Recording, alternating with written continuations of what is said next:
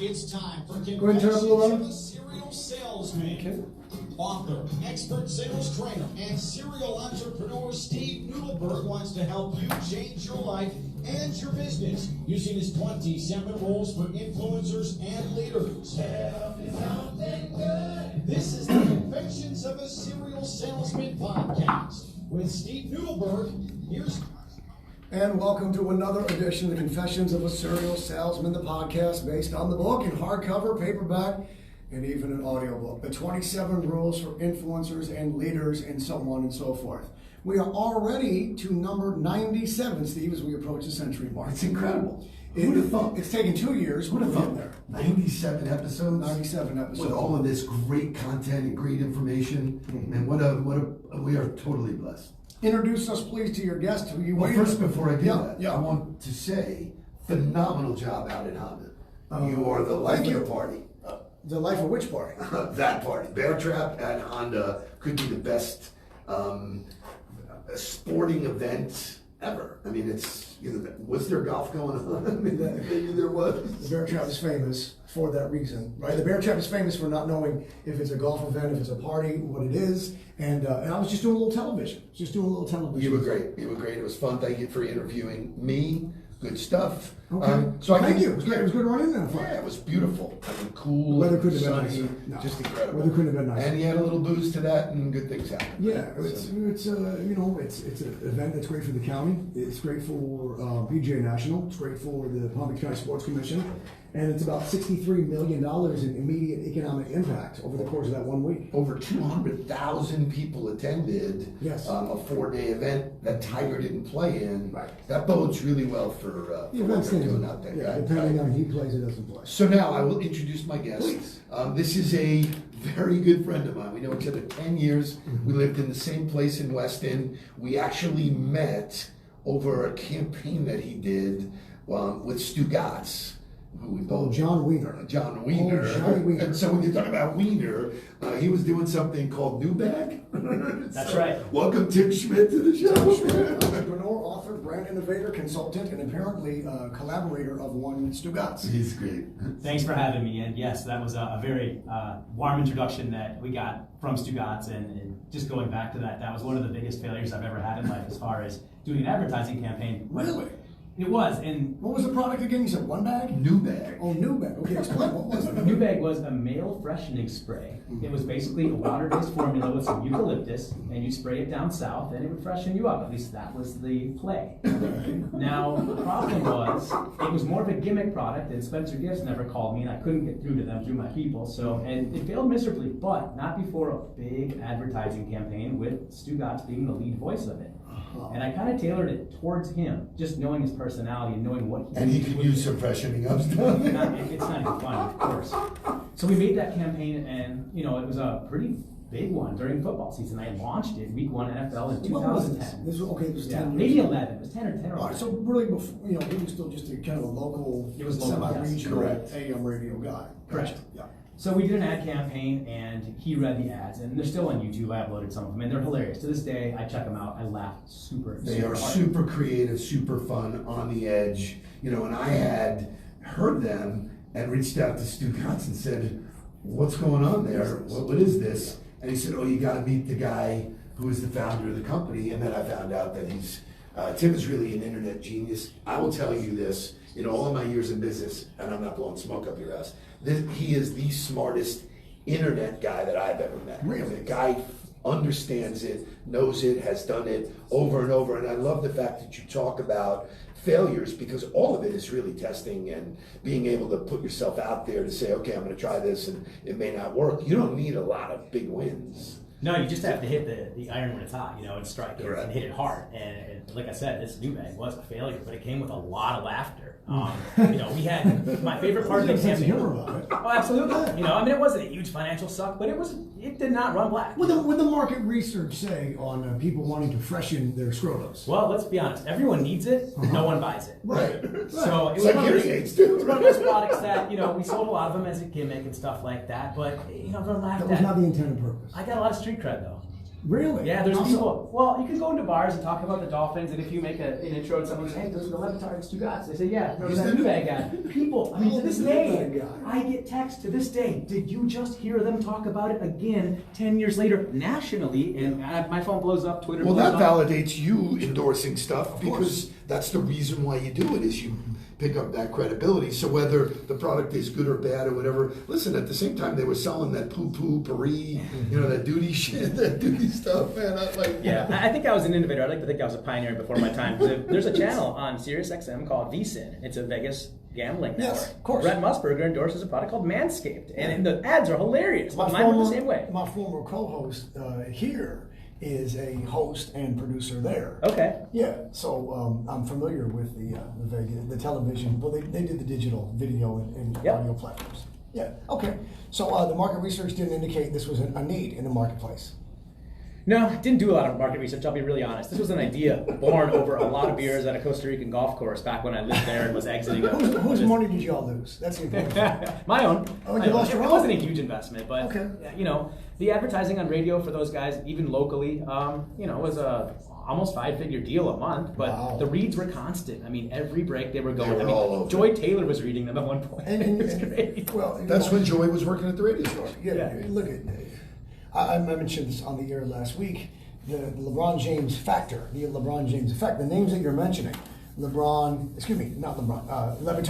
Stugotz, and even Joy Which Taylor. is like LeBron. They all got to go national because LeBron went to Miami. Of course. Had he gone to New York, they're all still doing AM in Miami. Exactly. No offense to anyone's talent, but the reality is, LeBron brought the national spotlight and attention, and then this diverse collection of talent and personalities, from Sedano to Izzy Gutierrez to Pablo Torre to Bomani Jones, the entire Lebitard and Friend Association, the Joy Taylors of the world, Sedano, they all got to go national because LeBron chose in the summer of 2010 to come to Miami. Don't ever forget that. So there's a big lesson there that I teach all of my clients now, and that it's all about awareness. If nobody knows who you are, you can't even be considered. For sure. So awareness leads to consideration, which leads to decision. So Joy got the opportunity to go west. Sedano got to go on the air. But I would love to read this for a second. So Tim is a fellow author who his thoughts are, I think, well worth reading. The name of his book is Amplifying Average. Amplifying Average. And what does that title mean, by the way? Well, basically to amplify something is to make it better.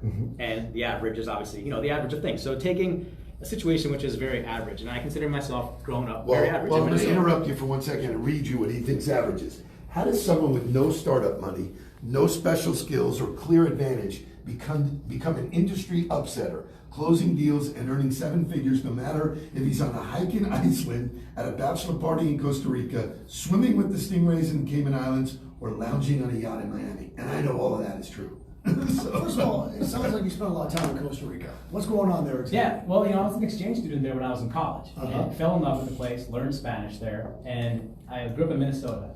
I immediately came down here after college. Weather-wise, they're not similar? Minnesota, Costa Rica aren't topographically? Hey. No? People look different too. I know a Colombian girl. She's all of 32 years old. And she is an exchange student from Colombia, was sent to Minneapolis, St. Paul, the greater Twin City region, in January. So imagine being Colombian, not knowing any English, and now you're living in January in Minnesota. That's a little bit of culture shock, but yes, please. That's a wake-up call. Yes. So I came down here and I had an internet business that needed a call center. Now I could have went the cheap route and gone to India. Personally, I don't like those voices on the phone. It's nothing against them. A lot of my IT guys on the back end are all Indian and over there, and I use them every day. Answering phones, I'd rather have a Spanish accent that speaks perfect English. So naturally I went to San Jose, and that's back when the gambling was very big. Yes. So I could just walk into some of the sportsbook guys and easily meet them at some of the questionable places downtown and rent call center space from them. So that brought me down there. Call centers. Call center business is huge down there. Oh, it still is. Oh, that's Yeah, it's enormous. 1998 on, betonsports.com, and these guys, they had call centers regardless. But it's call centers for every business. Whether they were not taking, just whether they were gambling. taking bets or whether they were going to sell car insurance. Yeah, right. It was huge. So that brought me down there, and then I was in a business that I exited and ended up staying down there. I bought a house and then couldn't sell it. So we bought more land and we tried to parcel it up, and that was a big failure. I wasted 3 years of my life trying to do what I did best, and that was drive leads to a form online and get a call center here in Hollywood, call these people, send them an overnight packet, and then get them on a plane and show them the land. Everything was great the first month, and then 2007 hit, and then the end of 2007 hit. 2008 hit, and we couldn't even get anyone to fill out our lead form. Yeah.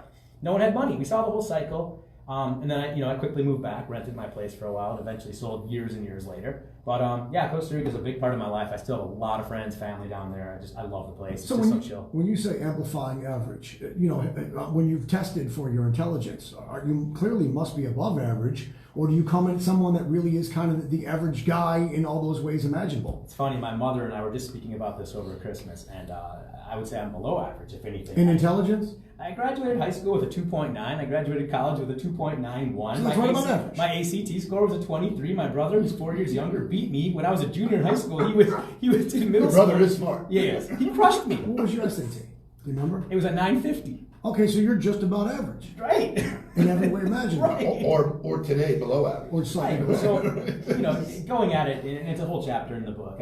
I'll take effort over education all day long. Mm-hmm. Okay? I don't care how smart you are. Humongous takeaway. I mean, right there. Last night, the Atlanta Hawks got blown out at home in a basketball game in which the coach sat down and said in post-game, I got nothing for you guys, to the media. I got nothing for you. And somebody asked a question, he goes, you can't teach effort. You can't teach effort. Yeah. And that was it. That's the only statement he made. Effort over talent all day. All day long. I'll take a guy who'll roll up his sleeves and learn a task and fail 9 times doing it, but the 10th he'll learn it because he'll go on to the next one and learn it, versus a guy that'll get it done first thing in the morning and check out for the day because he, quote unquote, did his job. Listen, my boys recruited, high school kids, great talent, no work ethic. Doesn't really even work. I mean, you can be really bright, really have the greatest skill set, but if you're not willing to work, you're going to get beat by one who rolls his sleeves up and gets after it. So, So education-wise, we know intelligence. You say you tested about average. As far as education is concerned? Yeah. I Bachelor's have a degree? Bachelor's degree from That's St. it? John's University in Minnesota. It stopped right there. Same as me. Okay, Yeah, good. Good. But you know what? It shows you, the internet nobody knew before. So it's one of those playgrounds where you gotta spend the time learning it. And once you learn it, you're gonna make mistakes, but that's actually part of the learning.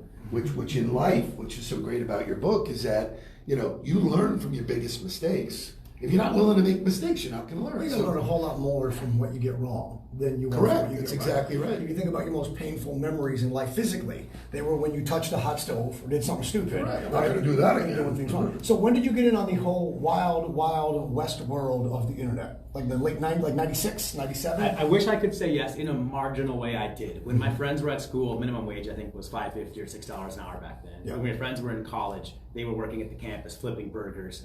They were delivering pizza. They were cleaning the locker room, whatever they were doing.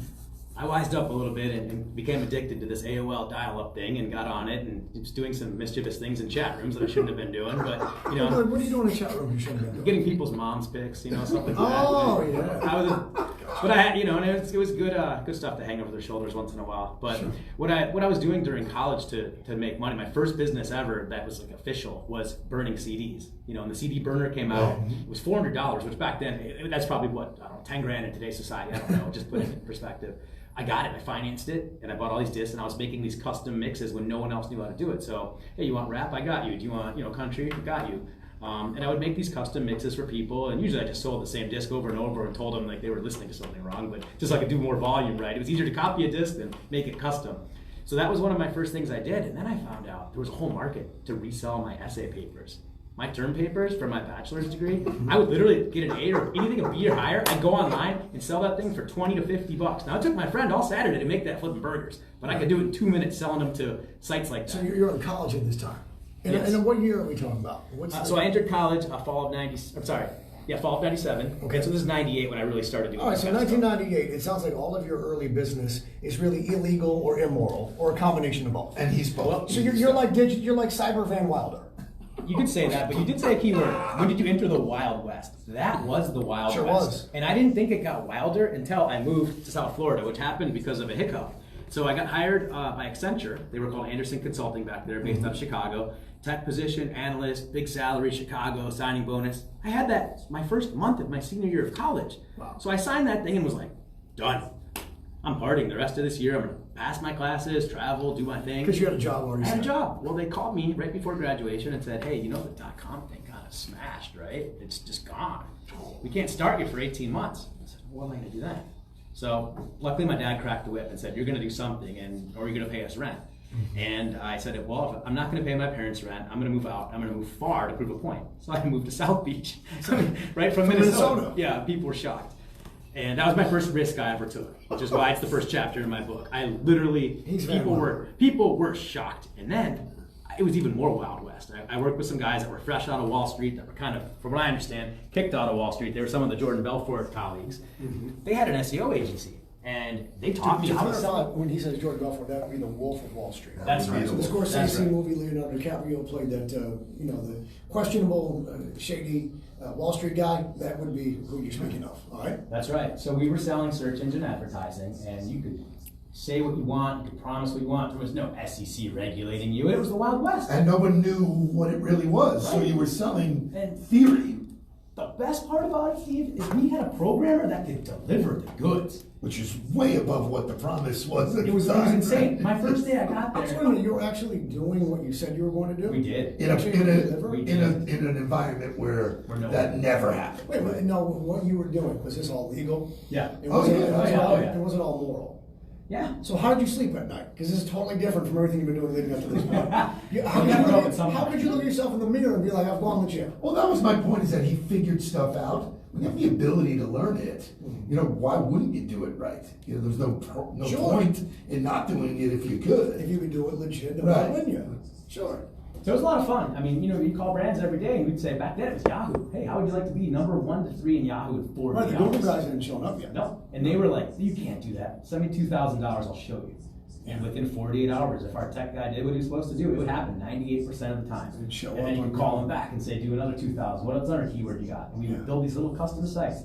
After a year, we smartened up and figured out we could do it from a condo in South Beach on our own. We didn't need the tech guy. We figured it out ourselves. When are they making the movie about your life? Is what I want. Oh, it would be. Because I think your story is every bit as interesting as Oh, actually, I know him a long time. It's more interesting. I have to be honest, this book here, and to me it feels thin, it looks thin, there's a lot of things I wish I could redo. The business lessons are there. I got a guy to play you. I got a guy to play you already. Miles Teller. Oh, well, that would be amazing. Miles Teller plays you in a heartbeat. All right. I was thinking Sean William Scott, because we're from the same area. He's also solid. If he's still playing high school guys, I don't know. He's a little old for that, isn't he? Wasn't he like Stifler or something? Yeah, that's him. Right, That's him. It was 22 years ago, bro. It's the right attitude. He still plays that It's character. the right attitude, that's why.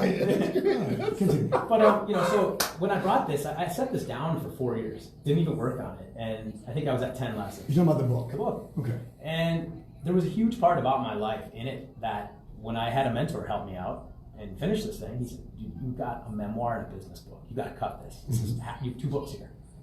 So we looked at it and said, let's put out the business lessons because it's going to help me out right away, and give me some credibility and really be a differentiator. Because in my industry, like you were alluding to earlier, you can go online and watch YouTube videos. You can get on webinars. If you really want to grind and learn the info, you can. 10,000 hours, you can do it if you want. So I'm competing with guys that are doing this, and they're good, and they're sharpening their swords and being good at it. But, I'm kind of an OG in this industry. I've been doing it almost 20 years. And I've got this in the background, and it's just, it's another feather in the cap to kind of separate myself from these new guys coming out, coming up for us. That's really what it is. And sometimes, publishing a book in some ways qualifies you. It's 1% of the population. It legitimizes. Now you keep saying that number, but to me it sounds it's got to be smaller than that. No. I can't believe It's 1 out of 100 people publish a book. Really? They say 1% of the population actually I can't believe- writes and publishes a I book. can't believe So that's- you're probably right. It's probably less. Probably Which is 1/10 of 1%. Okay, maybe so. Because I know, a few thousand people, and out of them I know 4 of you wrote a book. Right.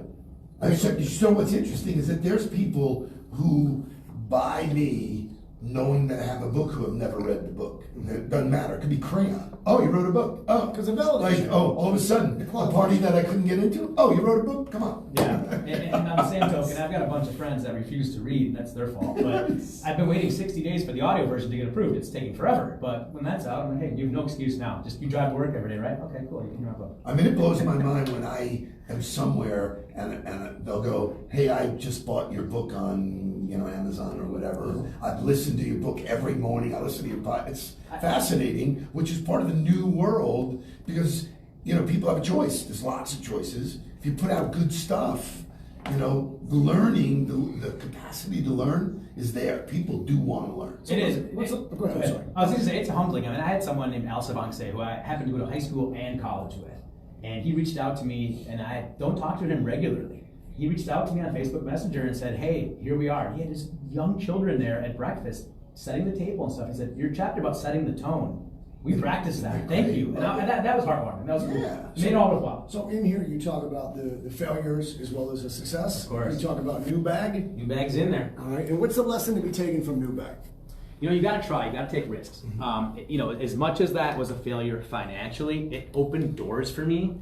And Steve will tell you. Because it's memorable and relatable? I was going with the networking route there, but that too. I got in with Stugotz.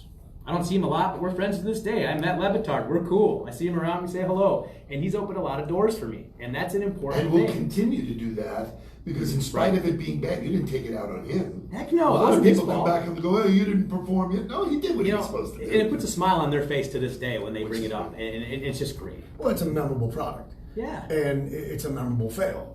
And it also humanizes you, and it makes you relatable. People, just that. I mean, if you think about the stories of the NFL or basketball over the years, everyone remembers Bernie Parmalee, the New York Jet, who everyone remembers. Who was it? Who was a UPS guy, right? Everyone remembers that it wasn't that, oh, he was a star at this school or that. It's the relatability. The fact that the guy won the hockey game a week and a half ago, that was the emergency, 42 years of age, David Ayers. They'll make a Disney movie on this. But they're selling merchandise now. Like they're selling jerseys with his name on them, Ayers. It's the relatability. So if you're always right and you're always winning, then people are going to hate on you, right? And you're not relatable because like, oh, this guy, I'm sure he's not. But when you're like, yeah, I was the Nubag guy, we failed. Remember, it was a spray, and then it's like, okay, he's like us. Not only is he, human, but he's relatable in the sense of he's willing to admit, well, yeah, we failed at that, but we're going to try and win at this. And admitting that you're average and amplifying that average ability makes you that much more relatable. Because people always connect with those who remind them of some way themselves, don't they? Sure, and you have to learn from your mistakes and take little situations, micro situations, and figure out how you can make them better. So again, with the whole networking thing and knowing the guys I got to meet throughout the process, I probably wouldn't have met you, at least as soon in life. Correct. Without that failure That was as well. the connection. And we've done a lot of cool things together and definitely shared a few drinks around town. We bump into each other in Weston, so there's nothing wrong with that, and we're here today. So what are the key lessons of the book before people go and buy it, obviously? Sure. Well, there's 15, and I'll highlight some of the ones that I appreciate the most. And I think one is you've got to have mentors in your life. Whether you speak to them regularly, you just follow kind of what they do online. Do you choose them or do they choose you? You choose them. Okay. Yeah. I mean, they can choose you, but you're gonna have to want it back. That's a harder in life. You roadmap. have to seek out those that you want to mentor you. You know what? Yeah, and it just cuts down your time to learn things a lot quicker. I mean, if someone's failed at what you did or done what you did before, it's the best thing to ever do. And you know what I've learned about that, because I agree, and I can point to the people in my life who really helped me and really directed me, is that most people just don't ask. The minute you ask, most successful people are willing to send the elevator back down just because you asked. Sure. No hiccups, no expectation of other than, you know what, somebody was there for me, kid, I'll be there for you. Yeah, I'm always suspect of those who don't, as you say, send the elevator back down. Those who don't want to help others come achieve what it is they've been able to. I'm always a little leery of them. Because they didn't really do it. They're not genuine. Yeah, what exactly are you hiding? Right, it's exactly when you want to. The last verse of Tim McGraw, humble and kind. Don't take for granted the love this life gives you. When you get where you're going, don't forget, turn back around. Help the next one in line. Always be humble and kind. And that's a life lesson, for every graduating class of every college and high school and 8th grade and elementary school moving forward. But there's something to be said for when you've been able to achieve a level of what you wanted and where you wanted to be. We all have an obligation to say, all right, turn around. Who behind us could use a hand to help them find their way to where they want to be? And when you do, I don't think that there's, at least in my career, there's no feeling like it. When you're able to really give the experience share. Like, I hate when people call me up and say, hey, can I pick your brain? Mm-hmm. Go, listen, dude, I don't want you to pick my nose. I don't want you to pick my friends. I certainly don't want you to pick my brain. Mm-hmm. But if you ask me to share my experience with you, let's go. Let's spend 45 minutes and I just pick your brain. What's the difference as far as semantics? Well, It's not semantics because basically they're asking you for something for free. You know, and that's what happens all the time. You must get people call you all the time. Hey, you know, my wife wants to start this project. And, That's the reason I wrote the chapter about mentors and how to properly approach someone to do it. And a guy that I've mentored, and he told me on Saturday, whether you know it or not, you're my mentor. And you know how he reached out to me? He reached out to me on Facebook, DM'd me, and usually I delete 99.999% of those. This guy reached out and said, I see we're in some similar circles in online marketing. I see you took this course and you've commented there and you're kind of an authority there. I live in Plantation, you live in Weston. I read you like tequila. I'd love to buy you one. I've also got some really cool SEO trending stuff I'd like to share with you. He did his homework. He did his homework and he offered me to pick me up, buy me my favorite drink on my time, when you have time. Not Friday at 2, when you have time. So the key there is that he did his homework and he approached in a, hey, I would appreciate it, but here's why it's worth your time as well. And it allows you to decide at that point if you got a good feeling about, I want to help this guy. He made it really easy to say yes. We had a fantastic lunch Make at a it easy very to say bad yes. establishment, and it led to, you want to keep hanging out? I was like, yeah, I kind of do. Let's go grab a cigar. You know what's interesting, and this is the part of all sales and business that seems to people forgot, is how to be human. You know, if you just charge in with the ask, you know, it feels cheap. You know, just be human, be who you are. To your point, I liked you from the minute I met you. Likewise. If we didn't like each other, it's over. It's done. Right. There's nothing there. It doesn't That's matter. just setting the tone with people. But there's a takeaway here, as Steve can say, an aha moment, sure. And that is, make it easy for them to say yes. Make them want to say yes. Yeah. And you know, I always joke, and well, sometimes not joke, on the air or off. You know, when an email begins with, you know, that I'm receiving, hope all is well, I'm like, that means you're about to ask me something. Right? Like when I get a text message, when I get text messages from girls and they go, hey stranger, and if it's not after midnight, you know, it ain't for booty call. It's for tickets, right? It's always for an ask. It's for access. It's to be on a list for something. So there's something to be said for the hope all is well. Try not to put that on. I can take a lesson from that. It tells me I have used that before, and that's not good. It immediately tells me you're about to ask me for something. It's a one-way street. You're about to ask for something. There's my aha moment for the day. I love it. Same here. I will never use that phrase again. Never. How does it make you feel when you It seems cheesy. Email, It feels cheesy. Doesn't it make you feel like you want to say no? Right. Because you know there's going to be a request that's very one-sided. Right? Without a doubt. Or there's a big ask coming. Of course. Which I love that. Well, you know, the guy that says you're his mentor, he was asking you for a big ask, but he did so in a manner that made you want to say yes. Like you said, he made it easy for you to say yes. Well, the other side of it is that it's flattering. You know, it's like with someone like that who seems intelligent, he put it in a really smart, he's not, you know, ground zero, hey, I just landed on the planet and I want you to teach me everything there is about the internet. He said, look, I've already done my homework, I've done some stuff here, you know, maybe together we're better than apart, which that I like. I learn from people all the time. I just learn from you, you know, so. We're going to learn from each other. Yeah. Right. And if we're not, we're missing out on life. And the cool thing is he did show up and taught me some things I didn't know about that Google was kind of doing. And it was great. And we became friends, and I'm happy to announce that 2 summers later, I was in his wedding. Oh, that's awesome. I mean, is that not a good story or what? That's great. But it's so real and so genuine that because of social media, because of the internet, when people talk about isolation, I think the opposite. I think the internet has a way of bringing us together in a way that wouldn't happen.